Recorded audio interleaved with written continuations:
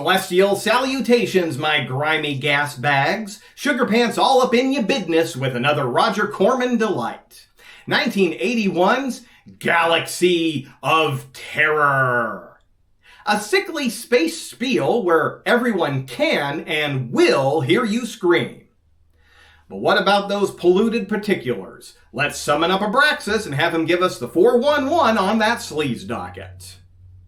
We have 8 dead bodies, 6 cups blood, 1 cup puke, 15 cups maggot slime, 4 naked breasts, 1 naked butt, Robert fucking England, Sid fucking Haig, size-sensitive Joni Cunningham, spacecraft seatbelts, stop-motion space insect, gloppy cartoon sound effects, fast-acting space maggots, rapidly growing space maggot, laser gun door welding cliche, panicky rookie cliche, let's split up cliche, body drop jump scare, alien leg grab jump scare, screaming freeze frame death, 1 autopsied skull, space bug grabby, space bug head bite, repeated corpse incineration, alien tentacle sucker attack, self-arm ectomy, 1 self-incineration, bottomless chasm falling,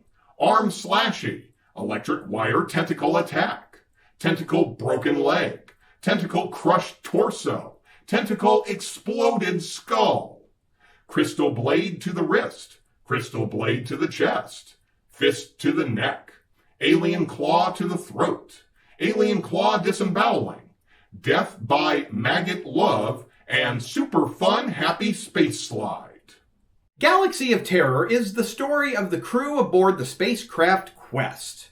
They're sent to investigate the crash of another ship, the Remus. Unfortunately, they also crash into the planet, rendering escape quite impossible for the time being.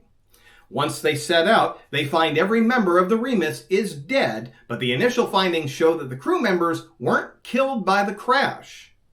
One by one, our spacey squad meets a gruesome death themselves because it turns out there's a lot more going than simple planetary exploration. You see, our movie actually begins with this weird sci-fi version of the Clash of the Titans involving the Planet Master and the Oracle of the game playing Space Settlers of Catan or whatever, when Commander Ilvar informs them that all communication with the crew of the Remus has been lost. The Planet Master seems quite excited at this revelation and clacks a few keys. The board changes and the Oracle warns him of such a risky and terrible move. The Planet Master says he's tired of waiting and that this is the only way. He orders a rescue mission and that he will personally select the crew, but commands that no one on board be informed of that fact. We cut to not the worst sci-fi hangar footage I've seen, and Ilvar meeting with the ship's selected captain, Trantor. She barks an order that they'll be taking off in 30 seconds, and the crew races to buckle their fucking seatbelts.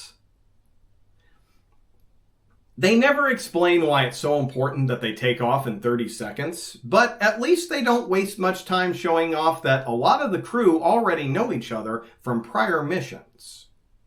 The Quest blasts off the planet, improperly stored cargo rattles about, and we make it to space in just a few seconds. Captain Trantor announces an immediate hyperjump in 15 seconds, and everyone straps right back into their chairs before the intergalactic acid trip effects. And once again, in just a few seconds, we're in another corner of the galaxy, apparently. Which again, I have to wonder why it was so fucking important to get the ship blasting off before everyone was safely strapped in.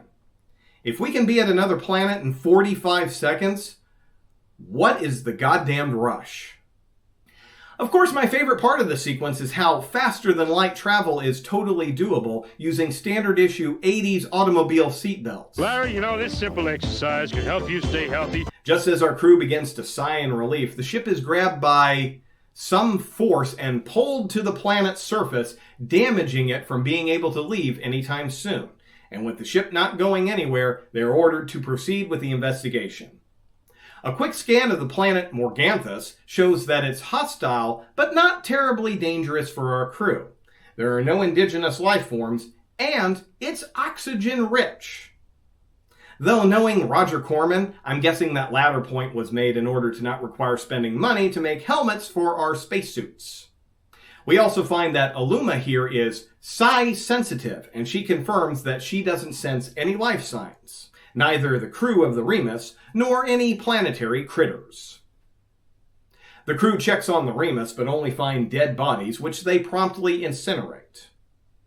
I mean, it might be a lot easier to investigate what happened if they, investigate the bodies, but oh well. During the search, we find out Kaz is our panicky rookie space jockey on his very first mission, and he's not handling the stress very well. At one point, he's separated from the rest of the crew, and we see that something's stalking him. After their search, our crew heads back to the quest, but Kaz is slow to his feet and gets grabbed and chomped by a toothy beastie.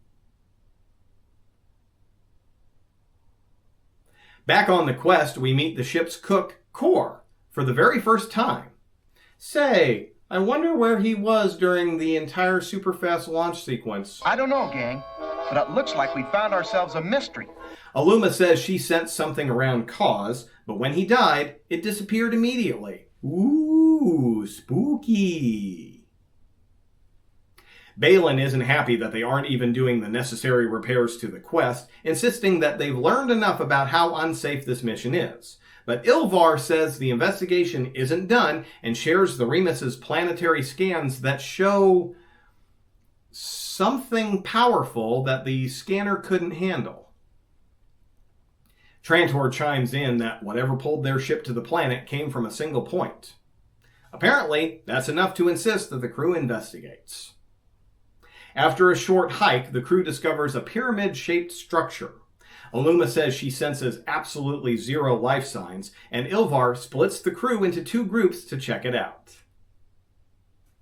And basically the rest of the movie is our crew being killed one by the horrors that exist within. Ilvar rappels down into the pyramid and is attacked by slimy, sucky tentacles.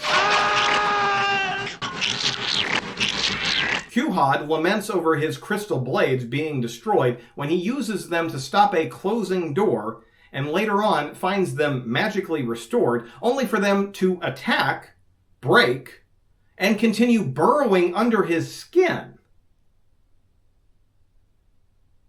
He lops off his arm, only for the severed limb to chuck a second blade straight through his heart. Demia finds Quhad's severed arm and freaks out over the maggots, blasting it with her gun.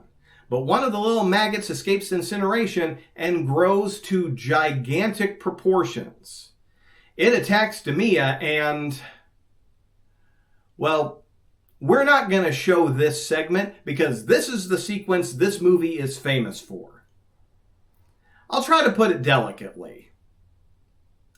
The maggot piles on top of Demia, douses her in slime that dissolves her clothes, and then has its wormy little way with her until she dies from it. You lie!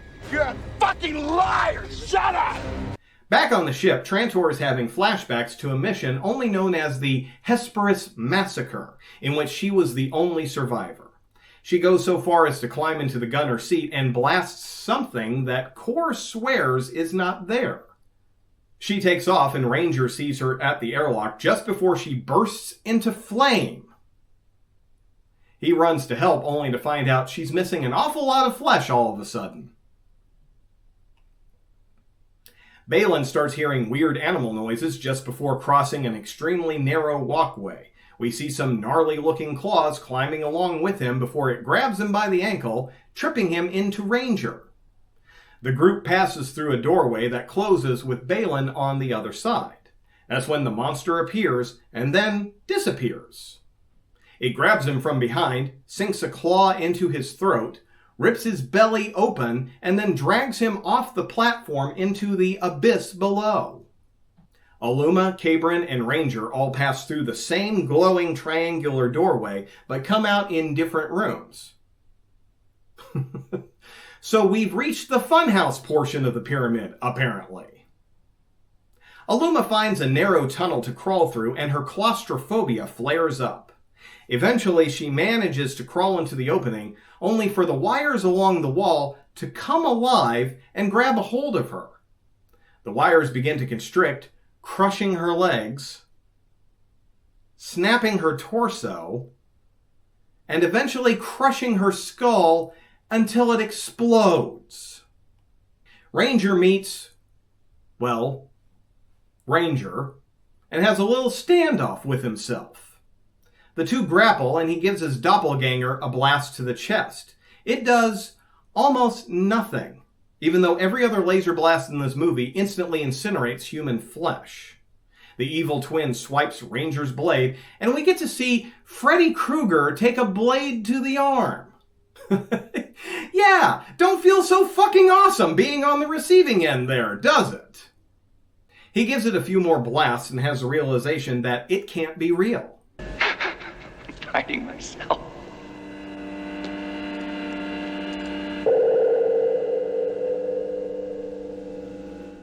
Just then, Cabrin finds what's left of Aluma's body, and Ranger catches up to him.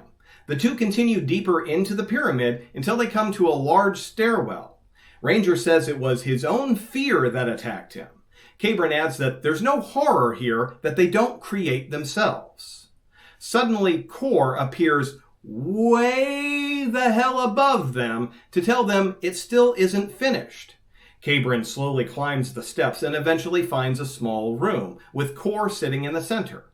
His head starts glowing red to reveal he was the Planet Master the whole time.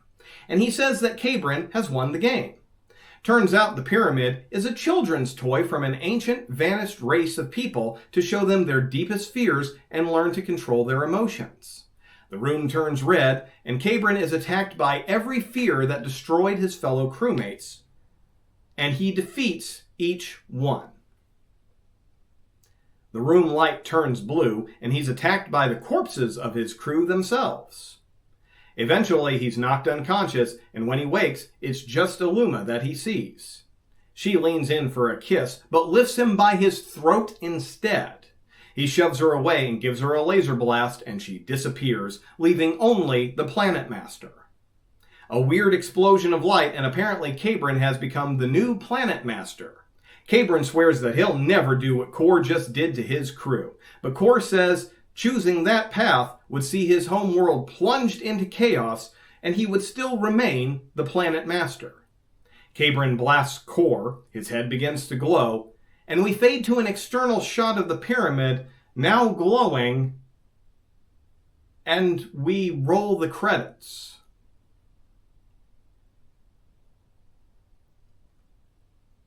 So, what did we learn? I don't fucking know. I've always heard this movie described as one of Roger Corman's Alien knockoffs, but honestly, as soon as it was over, I felt more like I do when I finish watching The Shining. A lot of ambiguous images that kind of follow, but still feel confusing as hell. Only instead of being isolated in a snowbound hotel, we're stuck out in a pyramid on another planet. Now, for the most part, the movies I review on this show are ones that I've never seen before, but Galaxy of Terror is one I've seen a couple of times in the past. And I gotta say, I'm not nearly as much of a fan of this one as I was when I first saw it.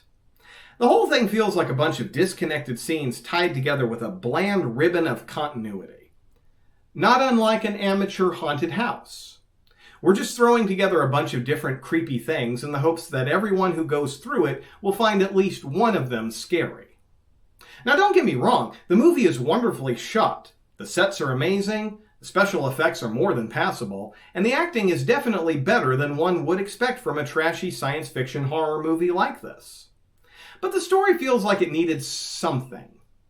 I reviewed several movies for the show where the plot is literally just enough to give us the main reason for the movie, whether that be hot bikini girls, graphic violence, or even wacky shenanigans. But because this one throws some incredibly big sci-fi concepts at us, I don't know if I can let this one off the hook like I can for something like Screwballs or Beach Babes from Beyond. It's not exactly the situation where I feel the movie didn't explain enough. But it does feel like we're expected to take a lot of stuff at face value, and the movie definitely gives an incomplete feeling. Like, what's the ultimate goal of the Planet Master? My best guess is, based on what the movie gives us, he's tired of being the Planet Master and wants someone to take the job from him, which is most likely why the Oracle seems surprised that he'd make such a dangerous move in the game. He mentions the pyramid as a toy left behind by a dead society of people. Does that mean he's the last of his kind and his people died out before he could be replaced? The Remus crashes to the planet where the pyramid is, and he personally selects a crew to send there on a mission. Okay, so that's clearly him capitalizing on the opportunity now that there's an actual reason to send the crew to the planet. And clearly, choosing the crew himself, he's upping the odds that at least one of them will win the game and take his job. So let's run with that idea. The planet Morganthus is dead, so there's no one there who can play the game. So what does he do for the rest of his existence? Before he hears of the ship crash, the PM and the Oracle are playing the game. So what does that mean? Is it simply governing a section of the galaxy? Furthermore, who is the Oracle in relation to anything? Also, if the Planet Master has the ability and power to order a rescue mission, as well as personally select the crew, why doesn't he just send a ship of candidates to Morganthus for a bullshit reason? Maybe that's what happened to the Remus, but the Master seems awfully anxious when told of the crash, almost as if it wasn't planned. I don't know. I don't necessarily need these questions answered, but it's the reason why I can't give the movie my standard, it's just a schlocky movie pass. They put in some grandiose concepts, and I feel like this could have been quite an epic movie if they chose to keep it grandiose instead of it just being a convoluted delivery mechanism for some inventive space kills. I kind of think I would be a lot less critical of it if they had left a lot of the Dune-esque sci-fi out. Just keep it simple. The Quest is out on patrol in the farthest reaches of the galaxy when they pick up a distress call from the Remus. By the time they get there, the other crew is dead, and the investigation leads to the still operational pyramid, where they discover it's a remnant of a long-extinct society. There. It's a little cliche and trite, even by 1981 standards, but it's Roger Corman. Cliche and trite is his bread and butter, and we love him for it. And now we can just kick back and enjoy the slaughter without all that spice melange star child, what does God need with a starship, hooey getting in the way. Don't get me wrong, I have no problem with thought-provoking horror and sci-fi, but this isn't really what I'm talking about. Galaxy of Terror is definitely a movie I believe every lover of sci-fi horror should see, but I feel that it's very much a one-and-done experience. All of my criticisms aside, the sum of its parts still add up to a pretty high score, but repeated viewings make it hard to look away from its biggest faults. I'm glad it exists, but for now I'm going to stick with Event Horizon as the standard for how I want my intergalactic horror. Of course, one of the biggest positives to be brought from Galaxy of Terror is how many careers it seemingly launched. Most notably, James Cameron, who was one of the production designers. A lot of his on-set ingenuity and creativity working within a Roger Corman budget really impressed a lot of folks, and he would go on to direct Piranha 2, The Spawning, shortly after. And then what happened? The Terminator, Aliens, The Abyss, and Terminator 2. Not a bad 10 years worth of work from the guy who figured out how to get maggots to perform on cue. But Galaxy of Terror also was a big launching point for the Skotak brothers, Robert and Dennis. The two would work on visual effects for a lot of fantastic movies. Battle Beyond the Stars, Escape from New York, Forbidden World, Aliens, The Abyss, Terminator 2, Batman Returns, Honey, I Blew Up the Kid, Tank Girl, The Arrival, Titanic, House on Haunted Hill, X2, X-Men United, and Tremors 4, just to name a few. And in an uncredited role, a young Bill Paxton worked as set decorator, which is where he and James Cameron developed their working relationship, which would continue through The Terminator, Aliens, True Lies, and Titanic. As for the on-screen stars, we've got Robert Englund, Sid Haig, Aaron Moran, and Ray Walston, which is one of the bigger reasons I have for feeling let down that the movie didn't rise to a higher level. The acting strength of the cast was pretty dang high. I only wish they had more to go on, especially Sid, who literally only had one spoken line in the entire thing. Apparently, he specifically asked Roger Corman if he could play as a near mute instead of delivering the lines as written. When Corman asked him why he'd make such a request, his response was simply, "Have you read the script?" Stories like that are just a little disheartening when you wonder what could have been with just a little more work.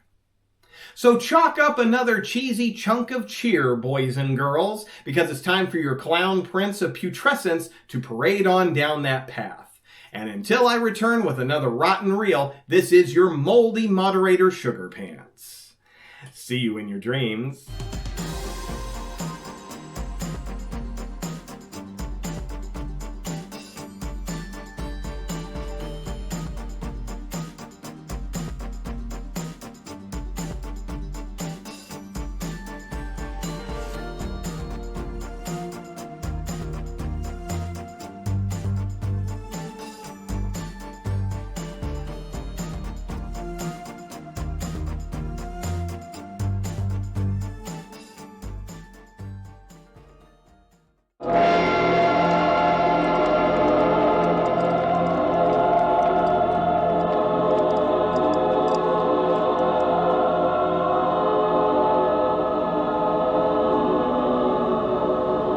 I don't sense life. I feel absolutely nothing at all. I've never felt anything so empty, so dead.